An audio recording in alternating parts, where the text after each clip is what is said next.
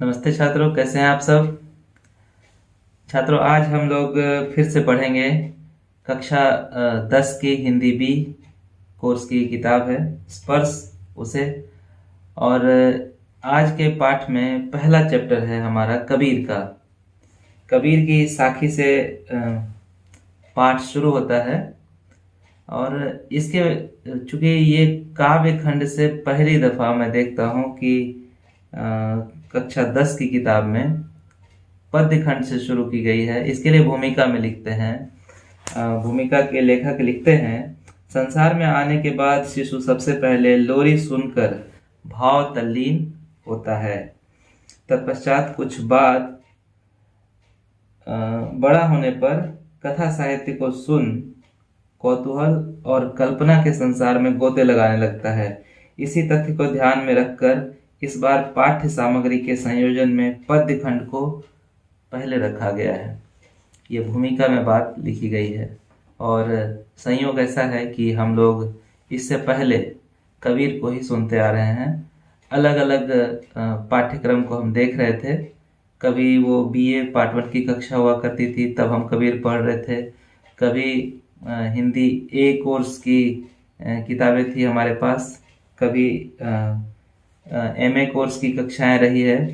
और आज मेरे पास हिंदी बी स्पर्श भाग 2 का पहला पाठ है कबीर की साखी। साखी का मतलब क्या होता है बच्चों? साखी का मतलब होता है साक्षी होना। अपने अनुभव संसार में जो कुछ बीत रहा होता है, दुनिया में जो कुछ घटित हो रहा होता है, उसका साक्षी कवि होता है। और कबीर अगर कवि के तौर पे देखें किसी चीज को तो उसके देखने का अंदाज बदल जाता है। हम साखी में भूमिका में पाठ प्रवेश में ऐसा कहा गया है कि साखी शब्द साक्षी शब्द का तद्भव रूप है। सही में साक्षी शब्द का मतलब होता है विटनेस, गवाह, जो सामने घटित हो रहा है उसका दृष्टा। यह कबीर है। कबीर अपनी दुनिया में अपने समकालीन वक्त में जो कुछ देख रहे होते हैं उसे उन्होंने किस तरह दर्ज किया है, उसे उन्होंने साखी नाम दिया है।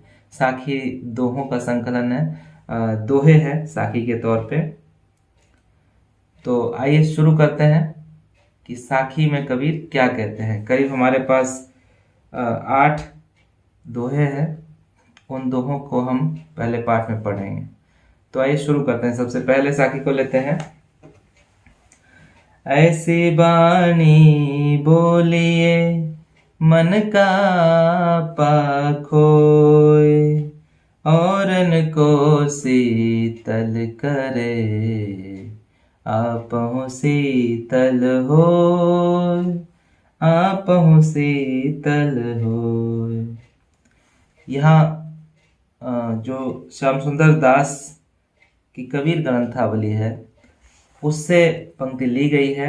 और इसका टोन पंजाबी है जरा, क्योंकि ये गुरु ग्रंथ साहब का हिस्सा है, इसीलिए इसका टोन पंजाबी इसमें है। ऐसी बानी बोलिए मन का आपा खोय, अपना तन शीतल करे, औरन को सुख होय। ऐसे यहाँ पर तो कबीर इसमें क्या कहते हैं? कबीर कहते हैं, सामान्य अर्थ है, कबीर कहते हैं ऐसी वाणी हमें बोलनी चाहिए जो मन का आपा खोई, मन के अहंकार को सामने नहीं लाए। आपा का मतलब होता है अहंकार। और दूसरा अर्थ है कि मन का आपा खोई, यानी एक अर्थ है कि मन के अहंकार को विलीन कर दे। दूसरा अर्थ है कि मन के प्रेम का, मन के जो सुंदर भाव है उसका द्वार खोल दे। हम ऐसी वाणी बोलें दूसरे से जिससे कि प्रेम का भाव, प्रेम का पट खुल जाए। एक ये अर्थ है। अपना तन शीतल करे, औरन को सुख होए। अगर हम मीठी वाणी बोलते हैं तो हमें भी शीतलता का एहसास होता है और दूसरों को भी सुख होता है। हमें दूसरों से भी सुखानुभूति मिलती है। हम जो कुछ देते हैं इस दुनिया को वही हमें मिलता है। कबीर यही बात कहते हैं अपने इस साखी में। मगर दूसरी बात एक नोटिस करने वाली ये है, या फिर विशेष अर्थ के तौर पे हमें ये समझनी चाहिए कि हमारे जबान से, हमारे मुंह से कब मीठी बातें आती है, कब हम प्रेम में कुछ कर पाते हैं, प्रेम में व्यक्ति दे पाते हैं सामने वाले को। गौर कीजिएगा, यह तब होता है जबकि हम भीतर से पवित्र होते हैं। हमारे मन में जब छल प्रपंच नहीं होता है, तब ऐसा होता है कि हम मीठी वाणी बोल पाते हैं, ऐसी कोई वाणी बोल पाते हैं जिससे कि दूसरे के मन का आपा खुल जाए, या अहंकार किसी का विलीन हो जाए, किसी के अहंकार को हम ठेस न पहुंचाए। तो और उसमें क्या होता है, ऐसा तब होता है जब हमारे मन में निर्मलता होती है, तब हमारा मन भी शीतल होता है और दूसरों से भी हमें सुखानुभूति की प्राप्ति होती है, उनकी भी अभिव्यक्ति हमारे लिए सकारात्मक होती है। अगली पंक्ति है, कस्तूरी कुंडली बसे मृग ढूंढे बन माही, ऐसे घटी घटी राम है दुनिया देखे नाही, दुनिया देखे नाही। काफी सुंदर पंक्ति है। कबीर कहते हैं कि कस्तूरी कुंडली बसे। कस्तूरी एक ग्रंथि होता है जो मृग के कुंडली में यानी नाभि में बसता है। मृग ढूंढे बन माही, मगर मृग को ऐसा लगता है कि उसके भीतर का जो सुगंध है वह भीतर से नहीं आ रहा है, वरन कहीं बाहर से आ रहा है, और बाहर के सुगंध को पाने के भ्रम में वह दौड़ता रहता है, और यहाँ वहाँ दौड़ते दौड़ते थक जाता है, मगर उसको ये पता नहीं चलता है कि ये सुगंध उसके नाभि से ही आ रहा है, उससे मिल रहा है। तो ठीक यही प्रकार है कि हमारे साथ भी ऐसी घटनाएं होती है कि हम ईश्वर को कहीं दूसरे जगह खोजते हैं, मंदिर मस्जिद में खोजते हैं, जबकि ईश्वर का अंश हमारे भीतर है। मैंने पिछले वीडियो में कहा था कि हमारी सांस है तो हम हैं तो ईश्वर का रूप है, हम ही ईश्वर का रूप करते हैं। तो कबीर वही कहते हैं कि कस्तूरी कुंडली बसे मृग ढूंढे बन माही। कस्तूरी कुंडली में बसा होता है, मगर मृग वन में खोजता है। ठीक उसी तरह राम घट घट में बसे हैं, हर एक व्यक्ति में बसे हैं राम, मगर उसे दुनिया नहीं देख पाती है, उसे बाहर खोजती है। यही सरल अर्थ है इसका। आगे बढ़ते हैं। जब मैं था तब हरि नहीं, अब हरि है मैं नाही, सब अंधियारा मिट गया, जब दीपक देखा माही, जब दीपक देखा माही। कबीर कहते हैं जब मैं था तब हरि नहीं। कबीर इसी तरह की पंक्ति एक जगह और कहते हैं वहां कि प्रेम गली अति सांकड़ी जामे दो न समाये। कबीर यहाँ कहते हैं जब मैं था तब हरि नहीं।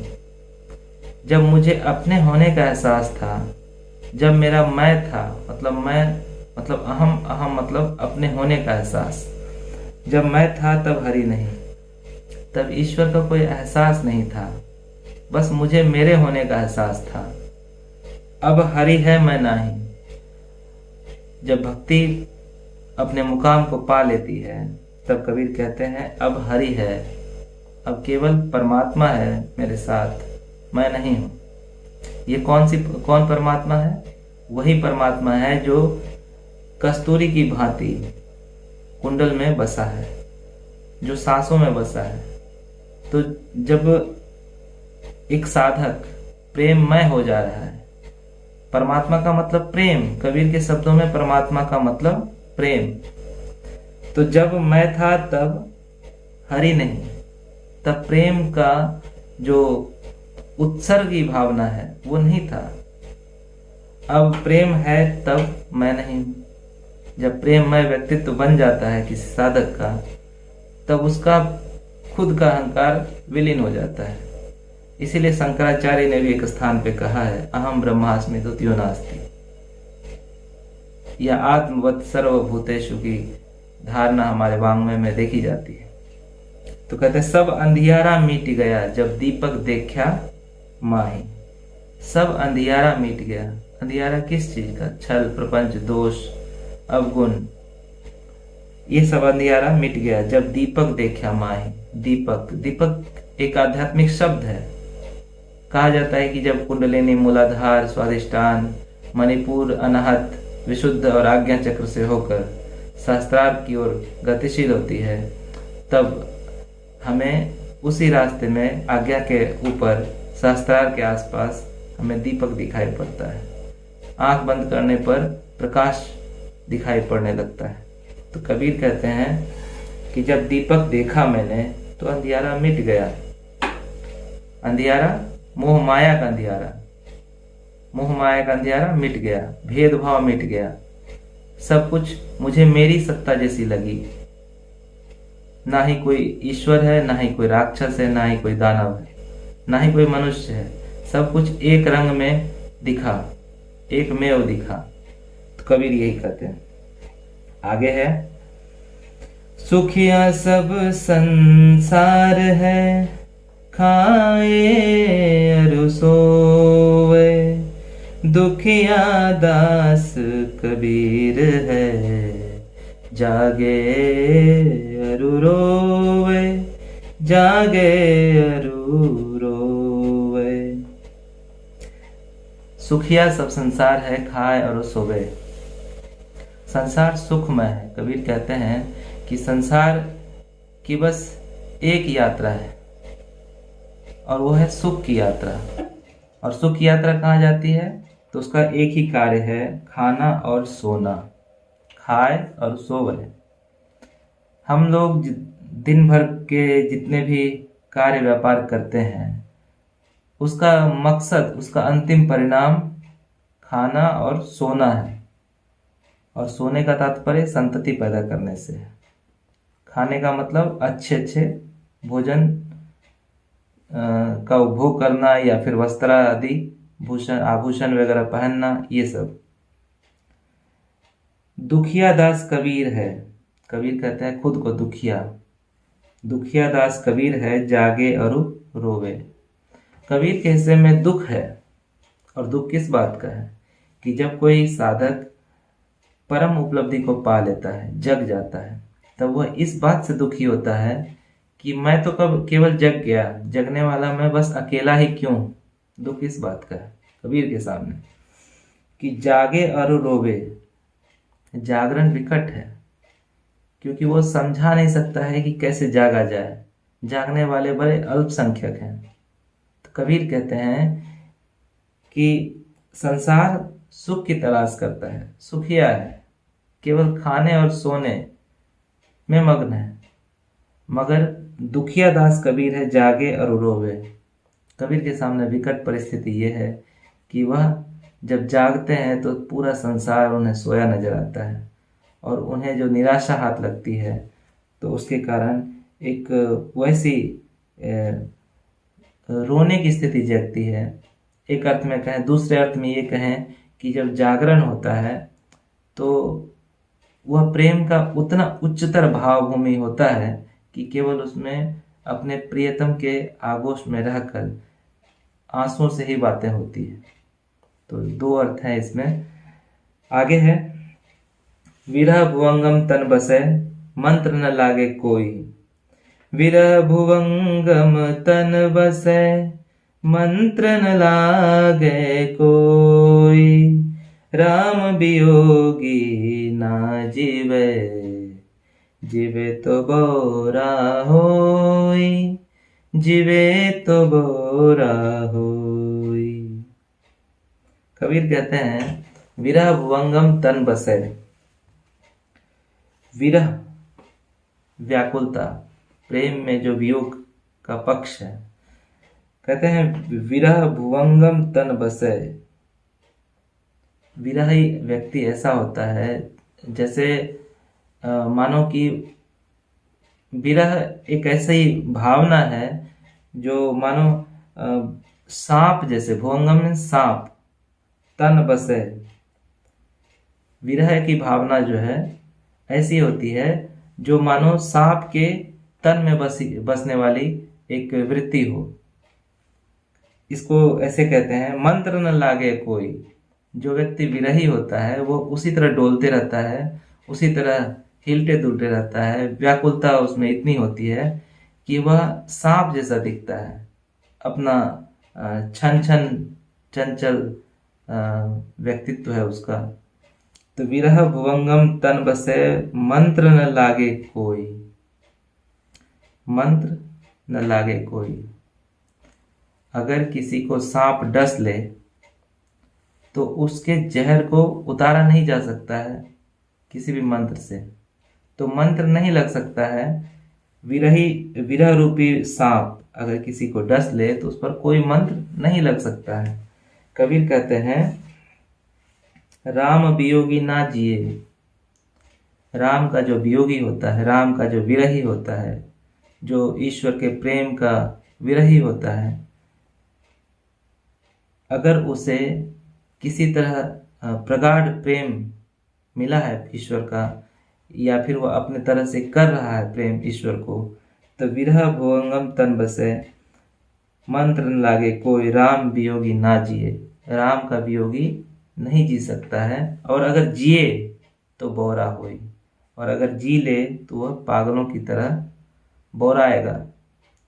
उसमें उसको हम सहज तो कह ही नहीं सकते।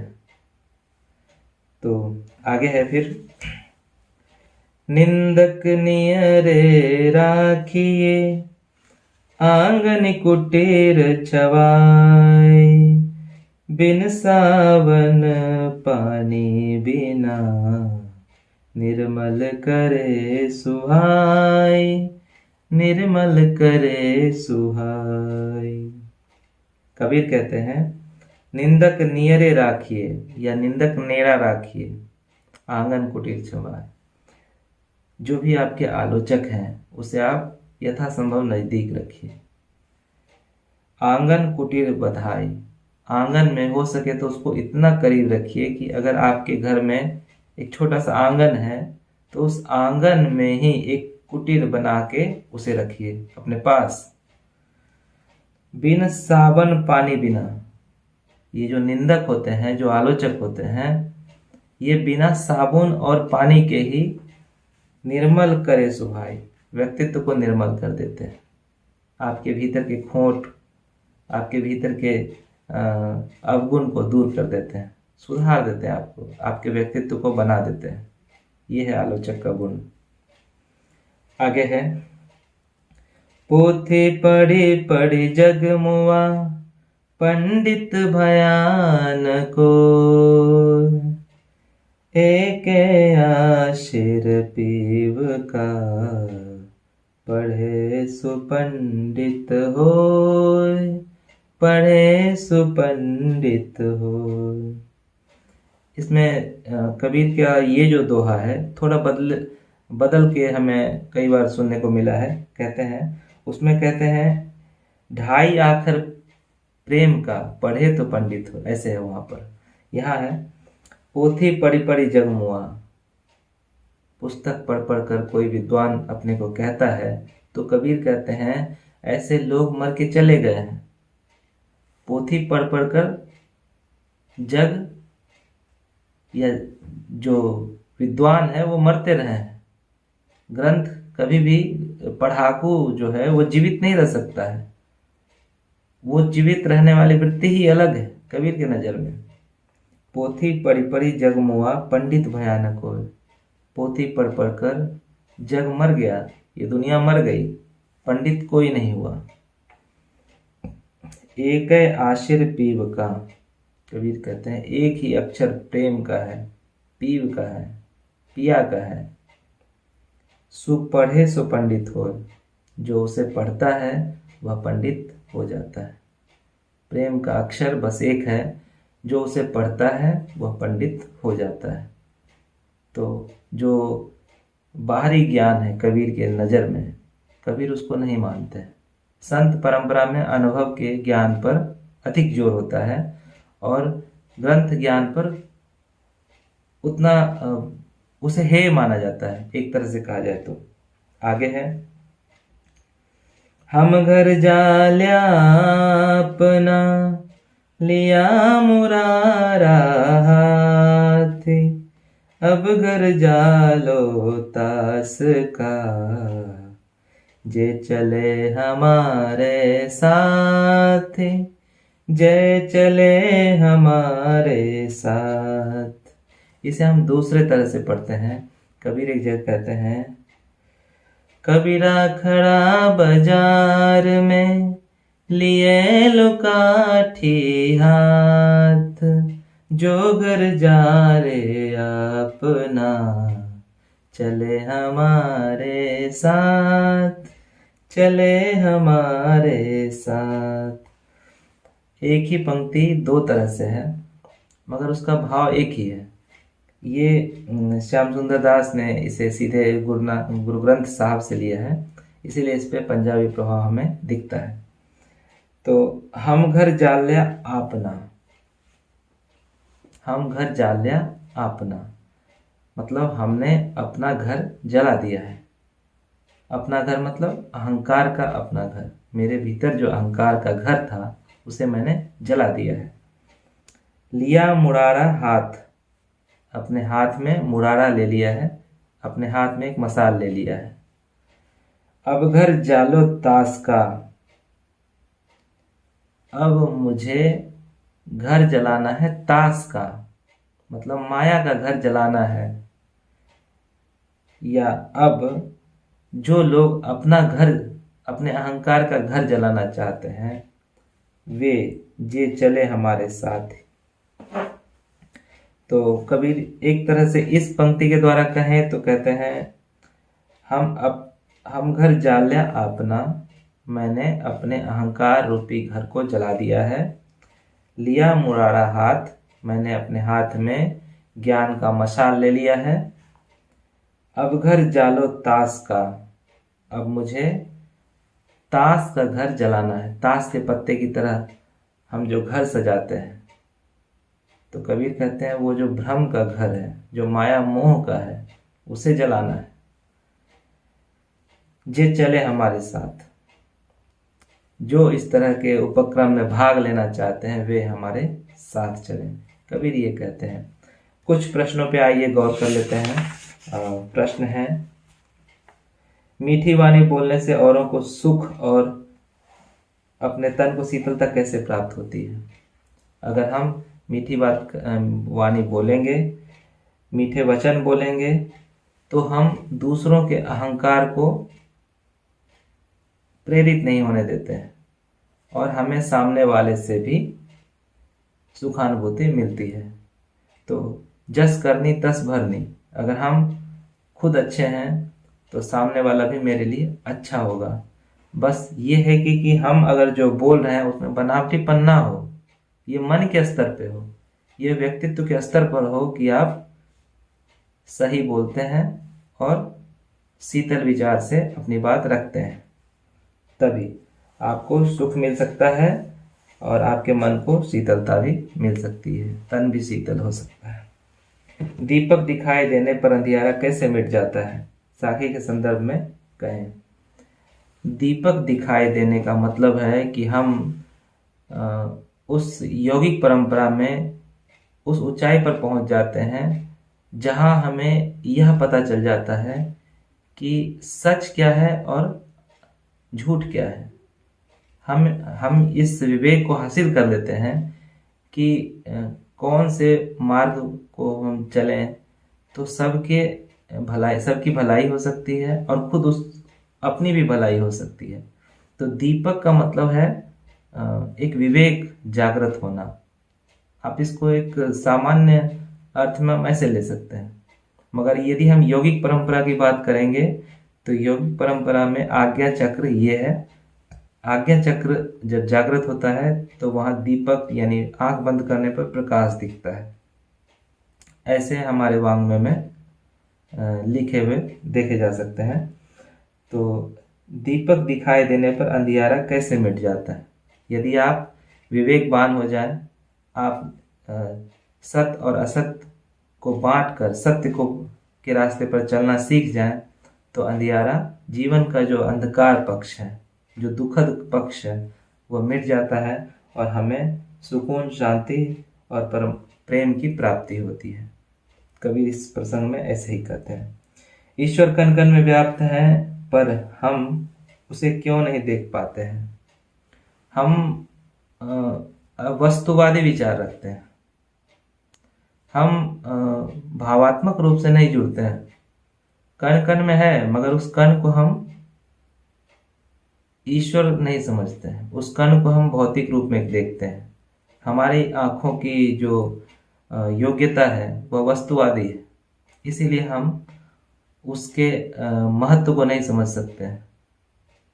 आप गौर करें कि हमारे लिए पानी कितना महत्वपूर्ण है, मगर हम पानी के बिना जी भी नहीं सकते हैं, मगर हमारे लिए उस पानी का कोई मतलब नहीं है। हम क्यों उसमें ईश्वर माने?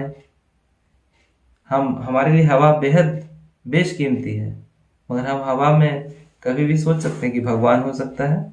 अगर जिस दिन हम ऐसा सोचें कि हवा मेरे प्राण को संजोने वाली है, मुझे प्राण देने वाली है, तब हम क्यों हवा को गंदा करेंगे कभी?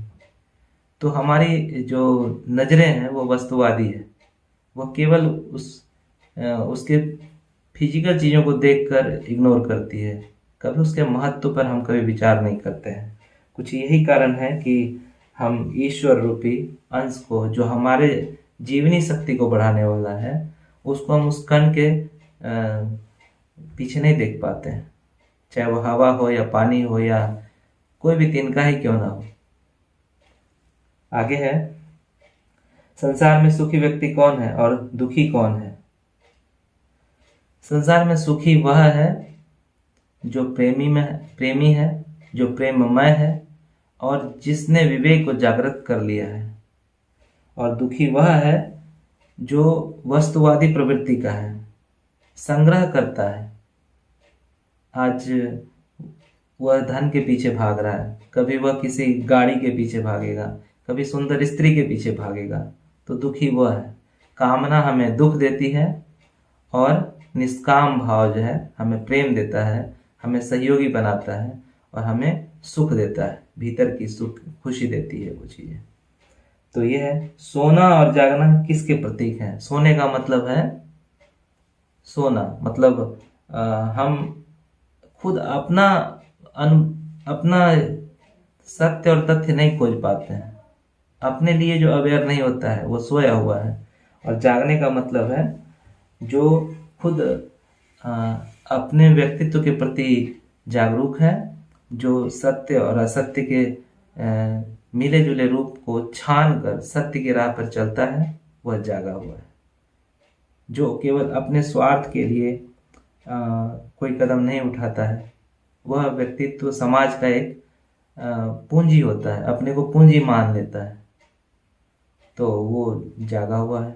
इस संदर्भ में कहे तो अपने स्वभाव को निर्मल रखने के लिए कबीर क्या उपाय सुझाते हैं? कबीर अपने स्वभाव को निर्मल रखने के लिए कहते हैं कि हमें निंदक को अपने पास रखना चाहिए। अब एक आशीर पीव का पढ़े सुपंडित होए, इस पंक्ति में कबीर क्या कहना चाहते हैं? एक अक्षर है बस प्रेम का, पीव का, प्रेमी का, भगवान का, उसे पढ़े तो पंडित होए। अगर हम उस एक तत्व को जान लें जो कि हम में है और आप में है, वही एक तत्व जो एक पेड़ में है, एक घास में है, एक हम में है, जानवर में है, उस एक तत्व के बारे में अगर हम जान लें जो शायद प्रेम जैसा कुछ है, तो कबीर कहते हैं कि वही व्यक्ति प्रेमी है, पंडित है, वही व्यक्ति हर गुण से संपन्न है। कबीर की उद्धृत साखियों की भाषा की विशेषता स्पष्ट कीजिए। कबीर की भाषा सदुकरी है, पंचमेल है। इसके इनकी भाषा में आपको ब्रज के शब्द मिल जाएंगे, अवधी के शब्द मिलेंगे, पुराने हिंदी के शब्द मिलेंगे, कुछ अपभ्रंश के मिलेंगे, राजस्थानी के मिलेंगे, पंजाबी के मिलेंगे। इसलिए कबीर की भाषा को पंचमेल, खिचड़ी या सतुकरी कहा गया है। तो आज भर इतना ही दोस्तों और प्यारे बच्चों, इससे संबंधित कोई भी सवाल हो तो आप जरूर कहेंगे।